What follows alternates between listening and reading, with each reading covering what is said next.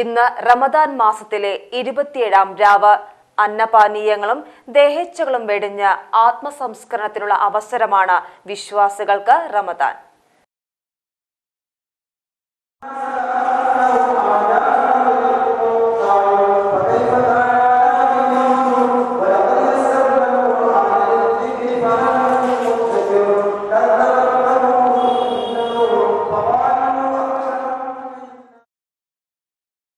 ഈ വിശുദ്ധ മാസത്തിലെ ലൈലത്തുൽ ഖദർ എന്ന വിശേഷപ്പെട്ട ദിനം റമദാൻ മാസത്തിലെ അവസാന 10 ദിവസങ്ങളിലൊന്നാണ് എന്നാണ് വിശ്വാസം.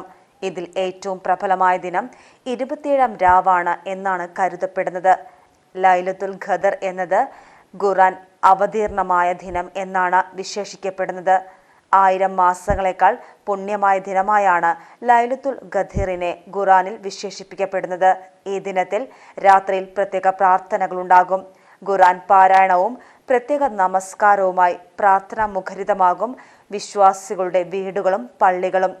റമദാനിലെ അവസാനത്തെ വെള്ളിയാഴ്ചയായിരുന്നു ഇന്നലെ പള്ളികളിൽ ലൈലത്തുൽ ഖദർ ദിനത്തിൽ പ്രാർത്ഥനാ മുഖരിതമാകുവാൻ വിശ്വാസികളോട് പണ്ഡിതന്മാർ ആഹ്വാനം ചെയ്തിരുന്നു. Page TV news Ponnani.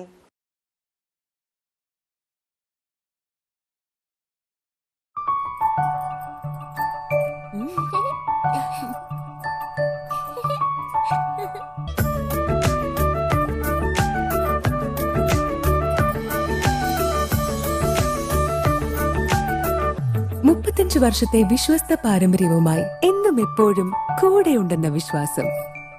Basit wedding mall, Basith arcade, Poonkottukulam, Tirur.